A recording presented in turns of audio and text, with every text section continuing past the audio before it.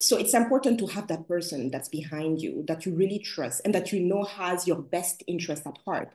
Because at times you can also have friends, but they are not really real friends, right? Let's say they're more acquaintance. They don't really want you to succeed. So it's very important to also listen to that gut, right? Because I think we all have that. We all have another sixth sense that tells you and that allows you to read people energy. Hi, everybody. Welcome to Changemaker Stories. I'm very excited to bring you a good friend of mine here, Bella, to share her story with us in this episode. Hi, Bella. Hi, Catherine. Thank you for having me. With pleasure to have you, Bella. And in this episode, we would love to hear from you how you actually walk through your reinvention story and how you actually now launch your own project, your own dream project. And Bella, before we get started, tell us more about you, please. Yes, so I'm Bella. I'm based in Berlin, but also currently between the US as well, Berlin and New York. I'm an operation leader by trade, right? I've worked in business operation for about 15 years. But for the last 10 years, I actually been thinking about starting my own entrepreneurship journey. But I will say that fear really paralyzed me for a long time. And yeah, last year I started digging into the project and deciding what I wanted to accomplish. And here we are. I created Monarch AI in February 2024. And this is a company that aims to be a company that does tech for good, using AI for good, and having a social impact.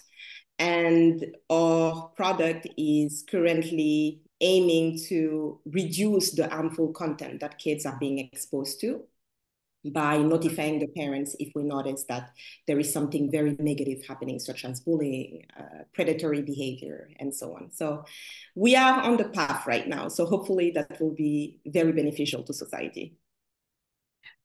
Fantastic. Bella, thank you so much for sharing. I'm curious, so I'm just going to dig deeper into this because I'm sure people also would like to hear more about you. So you mentioned that entrepreneurship has been in your mind for a while, and I think what people normally see on social media out there is that people are just thinking that we're just born with the confidence. We're just kind of like appear confident. And so what people don't see, don't know normally the journey to get there. Yeah. Absolutely. Yeah. So I always like to just slow down on that process because that's a process. There is a process, and what you see out there doesn't take overnight, right? And so tell us more about your journey. How long has it been? When did it officially start? What happened there? And give us a summary, please. It happened about 10 years ago when I was still in Seattle and I was working for Microsoft back then. And I created my small Etsy-like website. And every time I travel to Europe, I will make sure to seek local artists in the different countries that I will go to and feature them on my website. So that was actually the first business idea, to allow them to have access to the American market and to sell their painting, their sculpture, and so on. However, I had a very demanding job and I was very young. I was in my mid 20s and I simply didn't have the resilience and the drive to be able to make it happen and to be fully invested full time. And very quickly that project fizzled away. And I focused on, my corporate job and eventually I moved to Berlin. So that was 10 years ago. Fast forward to last year, I was working for a wonderful startup in Berlin. I really loved everybody that I worked with. However, the startup was going through some financial difficulties. So I knew that a layoff will definitely be happening. So an expected layoff happened. And in November, when my contract was finally fully, through, I decided to contact a friend of mine in Portland and brainstorm on ideas, and that's how we came up with the Monarch AI idea, and we started working on this together. And that was a beautiful, beautiful journey. But now I'm fully by myself. I'm a solo founder, and we are making sure that this project will see the day of light, and we are making wonderful, wonderful strides. And yeah, so that's how it happened. But it took me 10 years to get there. And I will say that I'm grateful that it didn't happen 10 years ago, because I simply didn't have the professional experience, the personal growth, right? The person that you are 10 years later compared to when you are in your mid 20s is completely different. So I'm glad that it happens now, because now I really have the maturity, the professional background to be able to make sure that, my company is hopefully successful. Yeah, absolutely. Thank you so much. Wow, 10 years, that's a long time. And it's baking, right? In that process. I love that.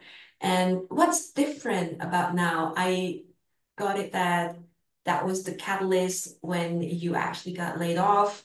Mhm. I like to think that this happens very often these days to a lot of people. I keep hearing the same stories. And however, what is different? Because you mentioned that now you feel you're more resilient.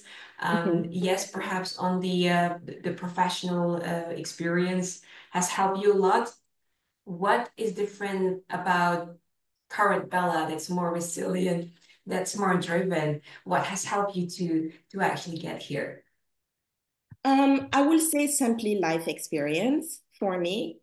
I have had people make assumptions simply because of the way I look, right? So the bias that are associated with a lot of people in their mind, okay, you are a Black woman, so you likely come from an underprivileged background, or you didn't go to the best schools, or you didn't have access to some things, which, I will say, unfortunately, because of the society, it can be very valid at times, but it's very sad that sometimes people just meet you and simply because of the way you look, they make immediately those assumptions. And so I've had people telling me, oh, like you work in corporate America because you are part of the affirmative action. They say that to my face. I had people, when I showed Mhm. up to interview and the headhunter sent my details, they didn't expect me to look the way I did. And they literally were frozen when I showed up. So those are things that are very hurtful when it happens. And you know what? I never let anyone define me. I know who I am. I have a very strong mother. My mom was a diplomat. She's very strong. So I've seen how impactful she was since I'm a little girl. And that's where I get my personality from. And I decided, you know what? If the seat at the table is not being made for me, I will create my own seat to the table. And I will make sure that I will treat people the way I want to be treated in my company.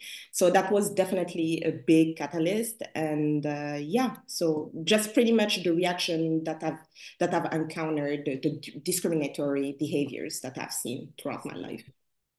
Yeah. Yeah. That I love how you mentioned that there are a couple of things that really I found them to be insightful.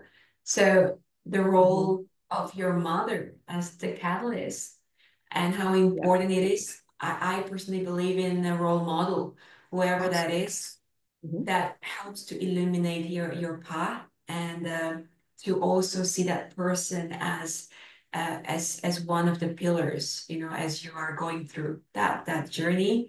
And also the second part is the life experiences Mhm. and how that just you seem to take them as this part of the experiences to shape you as somebody Absolutely. who is more resilient and more driven. I mean, we can actually complain about the situation, right? When we don't get treated fairly, when whatever life throws us, or we can continue creating opportunities and creating something out of it. And sounds like you Exactly. choose the second path. Yeah. Exactly. Guess what? Every single experience that I've had, even in a workplace, right? I worked in a company where I was absolutely miserable. And I think that the majority of the people that I was working with had no idea that I was that miserable. But in hindsight, I see that the boss that I had back then right, that was kind of bullying me in a way, or everything that happened around that time shaped me, right? So I always, all the negative experience that I've had, I always try to pull the positive out of it. And that's what made me grow, actually, right? So instead of saying, okay, I'm a victim, I'm just going to be like, oh, develop PTSD and so on. No, I refuse to let anyone, impact how I feel, how I am, how I move around the world. And yeah, so here we are. So what I will definitely say to people is we all go through things, right? In my case, my color sometimes has been difficult. Sometimes somebody else's might not like your nose or you're too short. It can be anything, right? Don't let anyone stop you from what's supposed to be for you, right? So when you have that gut feeling, right, that that drive, you feel that, okay, this is something that's going to be right for me, go for it. You are not losing anything by trying. The worst that can happen is it doesn't work out, but at least you tried, and you never know what's at the end of the tunnel for you. So that's definitely one of the key takeaways from this question. Yeah. And that, the last part you mentioned, I feel like we can deep dive into that because I think, how do we listen to the gut?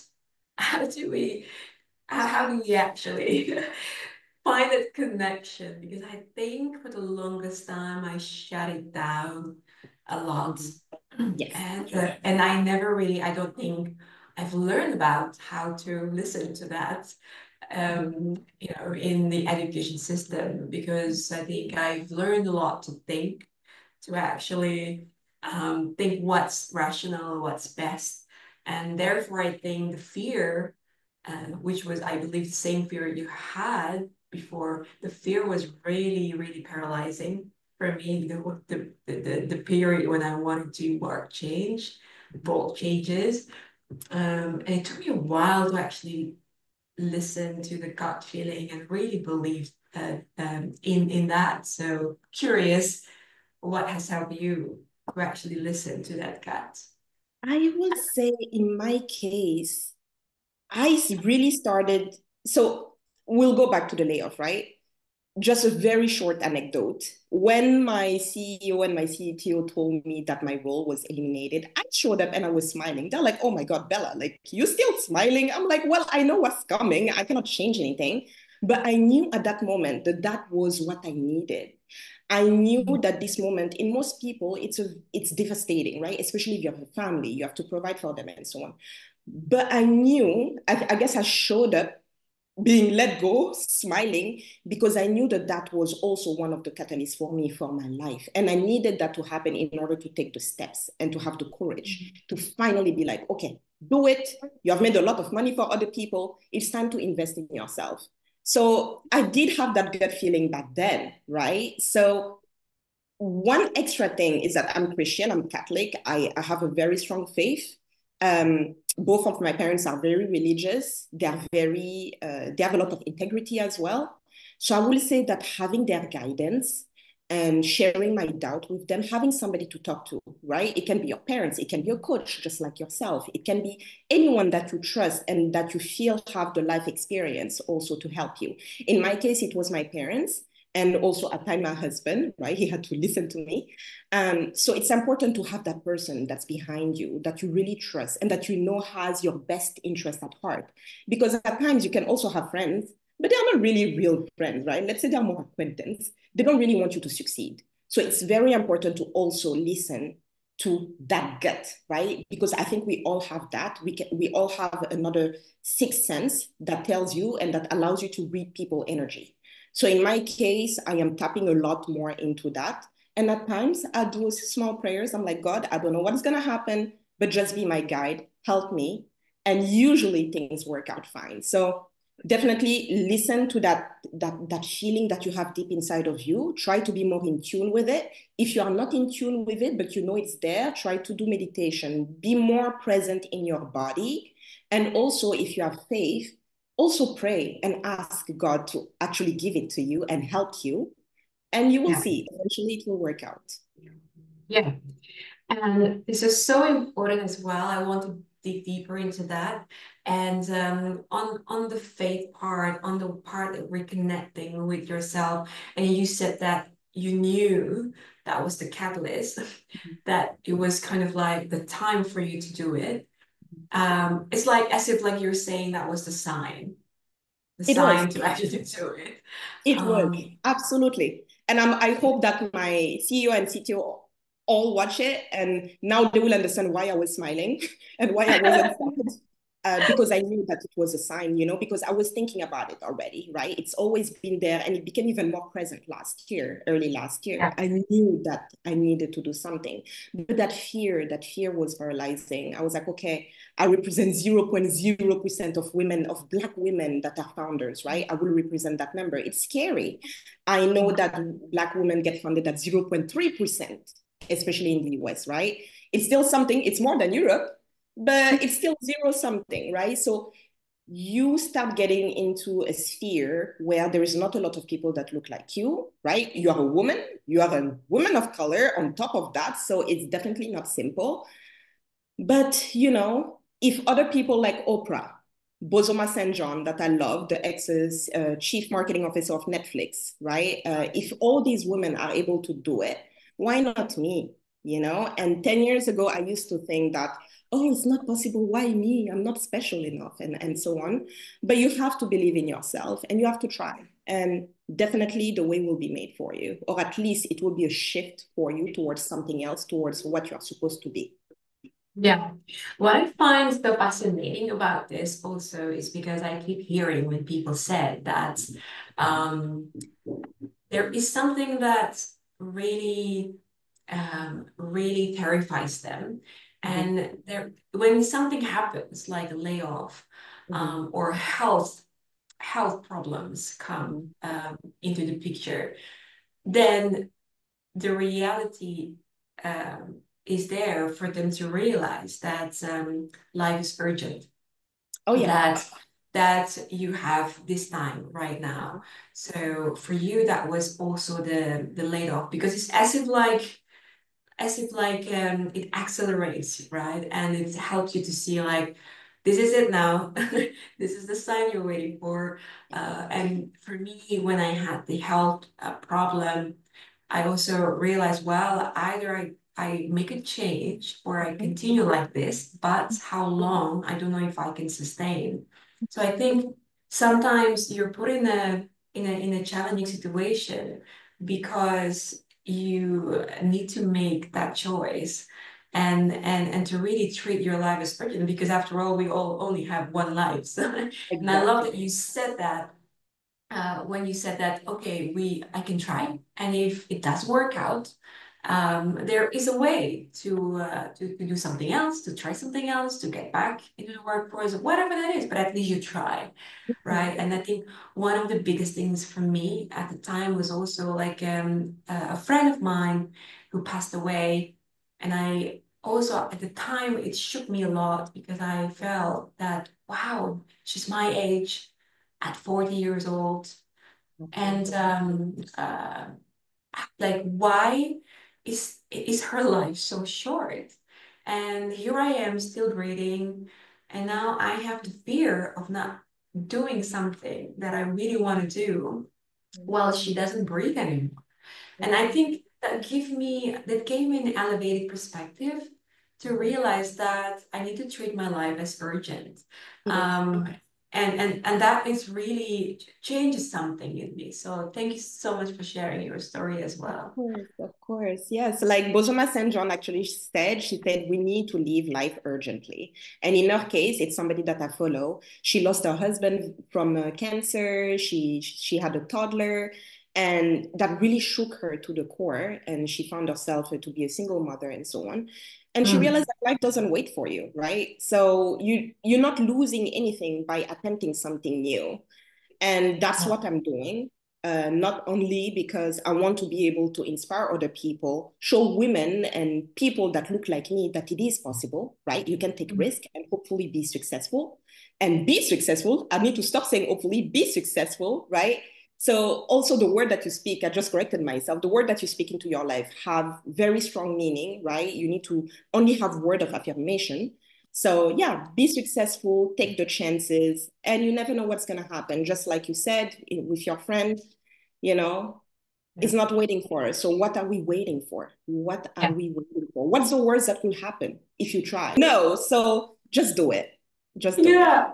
Well, that's a great segue because I actually have compiled here a couple of sentences, from some clients who these sentences come up a lot, and I think uh, speak very speak to us in our experiences. So I want to hear from you as well. So things like, um, how do I handle this fear of getting out of my comfort zone? What if I am heading to the wrong direction? What if I end up doing nothing and having nothing? And how do I pay my bills while I pursue my dreams?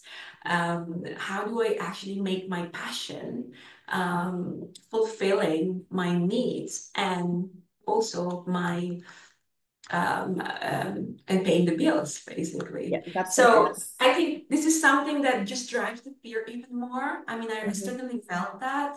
Mhm. And yes, having the faith in something and having the passion, but I feel like people are, um, when they're on the survival mode, thinking Mhm. of their Burden. financial health, that really drives the fear. So tell us, did you do something about it? What has helped you? And because I think it helps other people to kind of like get ideas and inspiration on how to actually breathe a little and maybe plan or strategize Exactly. on this. Exactly. That was the answer that I wanted to tell you. You need to plan and strategize. You cannot just wake up one day, hey, I'm going to toss everything and let's just do it. No, that's not how real life works. So I plan and strategize. I made sure to save money. I also have a very supportive partner, right? He's helping me, he's supporting me. So find those people that are in your corner as well. And then once you start the business or whatever it is you want to do, make sure that you also find great advisor. That's super important. Use your contact. In my case, I literally flew to the US like a few weeks ago, contacted a family friend of mine that's super well connected that works for a big private equity firm. And I knew that she likely had somebody in our network. And I said, listen, I need some help, please. Like, do you know anybody that went through the startup journey, created their own company that can help me? And that guy became my mentor. Now he's completely available when I have questions. Make sure to also utilize some of your network, right? The people that you work with in the past. In my case, I contacted some of my old colleagues from Microsoft that I know have a lot of experience in the field that I'm currently building. Try to get some allies around you. It's not easy because, again, you will, like I said earlier, you might have some fake friends around and so on that are not available and that don't want to see you succeed. And you will see it in their actions. If they support you, you will feel the support by what they are doing, what's tangible, right? But if they pretend to support you and you don't see anything materializing from that support, then you know that those are just people that just want to see you fail. So it's important also to clean up. You Yeah. need to clean up the people that surround you and only surround yourself with people that you know have your best interest and that you also can give back, have their best interest. And what else? Make sure that, you know, you find your tribe, you find your community, people that want to do the same thing as you.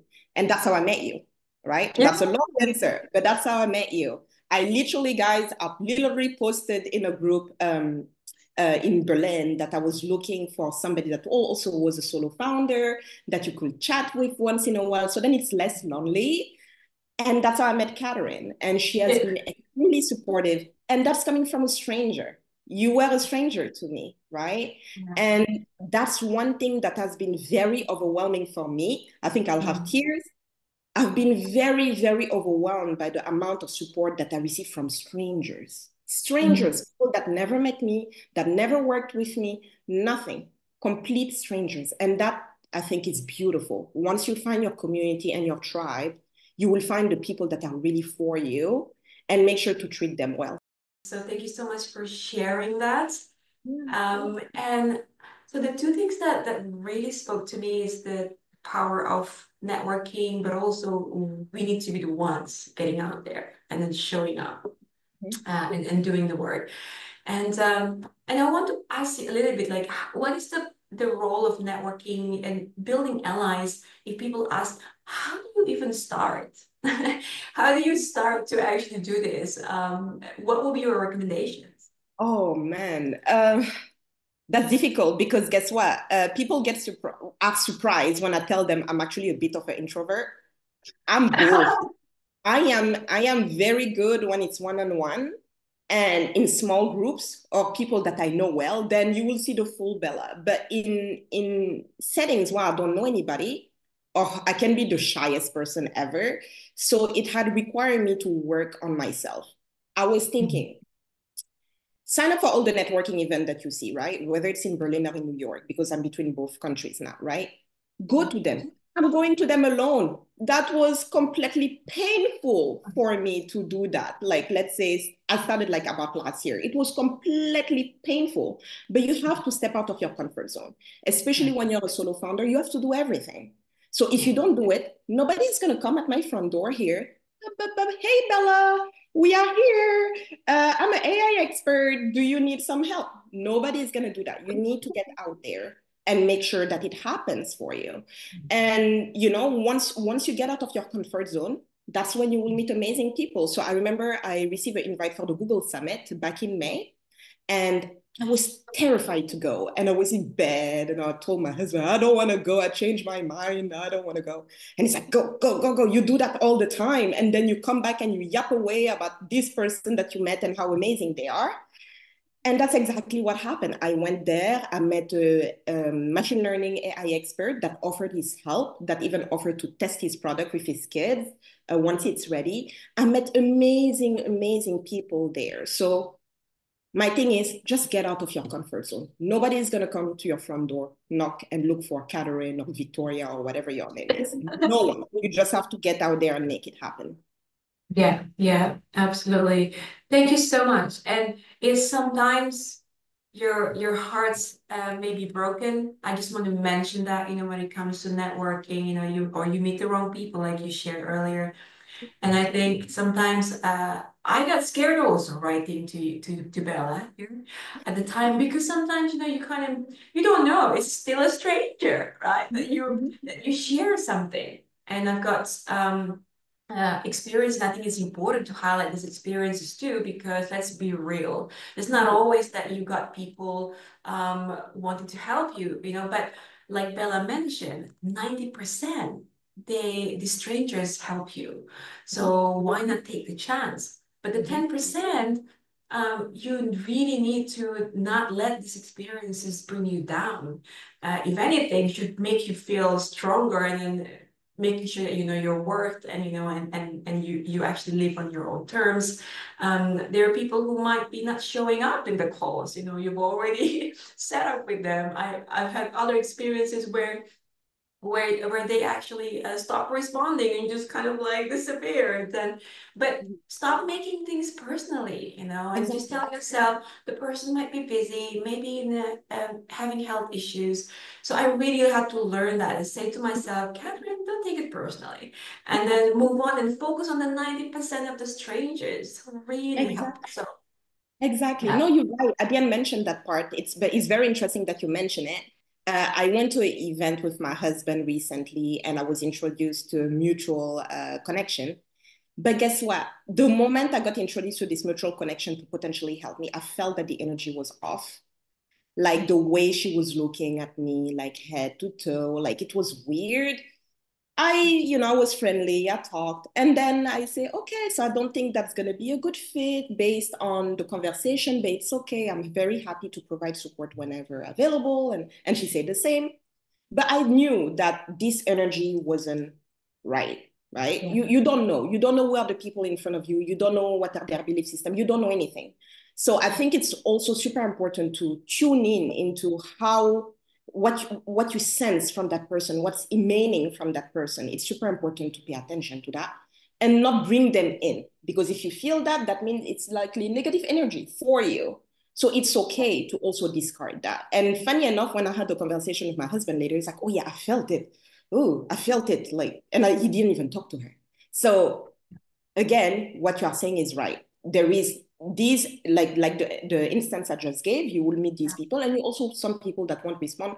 You never know what's going on. Maybe somebody was diagnosed with cancer, maybe a kid is sick, and so on. So yeah, for Exactly. those, definitely not take things personally. Absolutely. And the second point that you mentioned, actually, you mentioned that earlier, and you mentioned that plan and strategize, save money. Would you be able to dig deeper into that? Like, how long did you plan? And then at some point, I mean, I've met people who plan for 10 years, right? And then those who actually planned for 2 years. So, what has been your experience in terms of planning and strategizing? How long did it take you? So I'm somebody that's uh, I like to diversify my source of income. So I've always been like this since my 20s. So I always made sure to have a buffer just in case something happens, right? You never know. So that buffer definitely helped me. But I would say that's definitely cultural, right? Having lived in the US and growing up in the US, it's definitely cultural. You need to make sure that you're always financially sound and also have a plan B, right? In case something happens. So for example, I just enroll into Accelerator. That will be a monthly stipend that will be given to me. So that will add to what I already saved up. So always find ways to make sure that financially you won't find yourself in the deep end and in a very desperate situation, sorry, and not have survival mode kick in. Because if survival mode kick in, that's when you will be tempted to give up the project that you are doing and go back to the whole rat race of 9 to 5. And that's definitely something that I don't want to do anymore unless I absolutely have to, right? So yeah, that Yeah. was definitely for me, but I know not everybody have the same upbringing, same mindset, etc. So if you don't have that, I would say definitely try to find mentors that can teach you, or women or people that are doing that did the thing and that explain how they did it. Most of these people usually have written books about how they tackle the challenges. So I think education also, and getting knowledge, being open to it and being humble to receive feedback from people that've done it and that done it better than you is very important.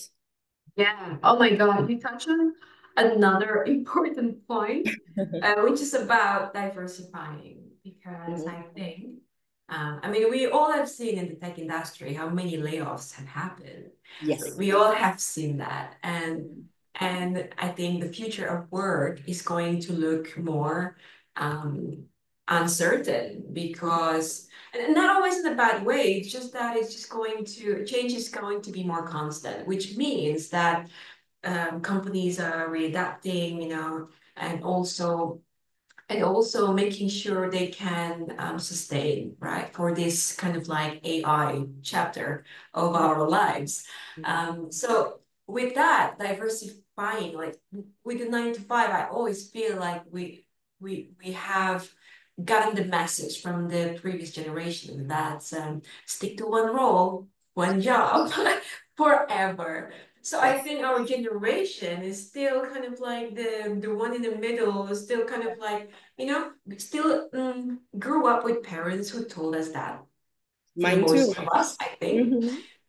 but also the generation who gets more awareness that, like, wow, this can't continue because either, we need to diversify. So I really see diversification is very important. And also, I'm curious, how do you find these options, and on the sides, and how do you also, what's more important, how do you get the energy? Because diversifying I'm a believer in that, but also the energy. Like, what would be your tips to find and diversify and making sure that you're not reaching that survival mode? Because that's also very, very important.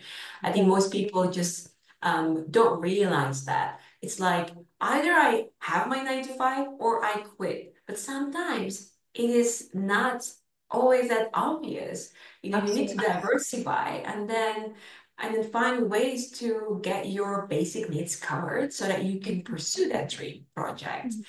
So how do you diversify? Any tips And also any tips for the balancing the energy so that you can actually still continue pursuing your I will dream start project. with the energy question. It is a lot as a solo founder, absolutely. I mean, I answered to your email yesterday evening. So it is not easy. It is a lot. And on top of that, on the side, I do volunteering, I do mentoring, so I give my time also to other people. Um, I will say in my case, because I'm building now a business from scratch, I know that it will be mine. I Mhm. know that it will give me the flexibility to have children and to have them follow me around and to go to conferences because that's definitely what I want to do, right? I think I told you that before. I would like to have my baby on the side of the conferences while I'm speaking and so on. So this is what's giving me the drive to make sure that I can have the flexibility as a woman because unfortunately, too often we feel like we have to choose. In my case, my plan was to have a baby this year. I had to stop that because I know that I simply can't build a company and also have a child. So I had to put that on hold for now to make sure that my baby, which is my company, is able to grow before I have my human child, right? And so it's difficult as a woman. You have that element as well. It is possible to have it all, but it's not easy to juggle. I mean, you're a mother, you will know that better than me. So I will say that's where I get my energy, making sure that I will be able to be the best mother possible because I know that that's the way to give me that. A 9 to 5 won't be able to give me that option. So the second question is how do you diversify? So I will go back again to my mother. I grew up seeing a woman that invested her money in real estate. She diversified in several countries, actually. At the time, it was super cheap. And then by the time maybe if we had some financial issues because she needed to pay for college and so on, then she will sell a house, which will be able then to cover 4 years of college, right? So I've seen her do that, make sacrifices. And even though she had a high position, she was never somebody that wasted her money on things, never, because she grew up also without having the means and she liked to claim that she was the first in class all the time. I believe her, but I noticed that most African parents they all say that I was the first in class. But yeah, but I believe her because of what she ended up accomplishing. But yeah, so I grew up seeing that lady doing that and sacrificing, making sure that she saved as much money as possible, not spending on frivolous things, and reinvesting that money. So I got that from her. And they like to say these days also that my grandmother on her side was an entrepreneur, which apparently is true. And my grandfather also on my dad's side was an entrepreneur. So I guess I have that in me and I have that drive in me. And my grandfather was very successful also, in like in the village and so on back then. So when you have all of these elements within you and you also have the example, it makes simpler. So I will go back again. Find your tribe, find your advisors that can tell you how to potentially do it. In our case, we did real estate, and my husband also invests in the stocks. So that he takes care of because I'm not a numbers person. I don't like numbers. So he takes care of that, and I'm taking care of all the other things, and being a bit, you know, um, careful with our finances, saving, and so on, being the voice of reason. Yeah, so that's how we do Yeah. things. Yeah. Yeah, thank you so much for sharing. So important to care about finances. And if you do not, to find your people that you trust to take care of that because it is important to plan, to strategize, and make sure that you surround yourself with people you can trust to handle that for you. So I think that's really the key message, from what you've shared, Yeah. and how important it is to not operate from the survival mode. Absolutely. Yeah, Yes. yeah. And one last thing, I think I mentioned before, uh, the advisors are very important, but I think a lot of people make the mistake that they'll take just any mentor, any advisor. Get somebody that has more experience than you, somebody that surpasses you somehow through their Mm. life experience, their work experience, somebody that has accomplished more than you did. I don't just pick any mentor or any advisor. I want somebody that expertise doing what I aim to do instead of Yeah. like somebody else. Because then it doesn't make sense. How is somebody that is at the same level able to advise you in Yeah. anything, especially if you have a goal that you Yeah. are aiming for? So we have to be very important who we let in and who Yeah. we let advise. And like I was telling you the other day, I really like you as a coach because you walk the walk. You did it. So you know what you're talking about. And that is a big kudos to you. Well, thank you so much, Bella. I really appreciate that. It does speak to me. I think the journey was not easy, but it is something so important to have the role models, the mentors, whatever it is. I think it's to also take this project of yours seriously. That's really important, right? So whatever it takes to invest in yourself or to ask somebody for help, it is never the sign of weakness. It is the sign that you know what you're lacking and then you're working on it. You're working on it in order to make it work. So yeah, I love that. Well, Bella, thank you so much Thank you. for today's conversation. It's been really, really insightful.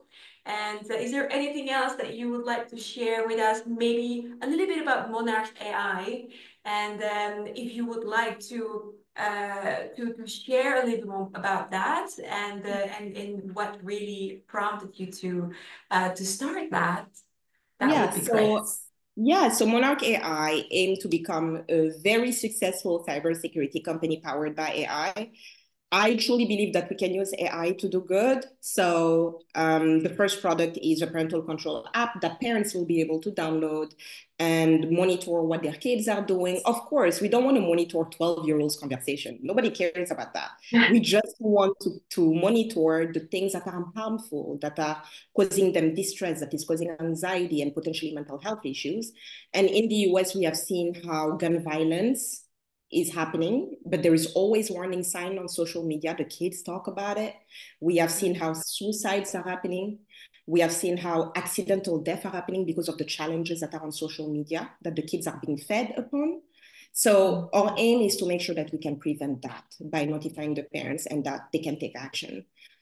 So yes, our product will be released in about a month from now. So tune in and go on Hi. you that monarchai.io and join the waitlist. Fantastic. So it's a month from now, everybody. Don't miss out. And Yeah. we will also launch this video together with the links so that you're able to follow Bella's journey. Bella, thank you very much. Thank It's you, been really Catherine. insightful. Thank you. Thank I you. see you next time.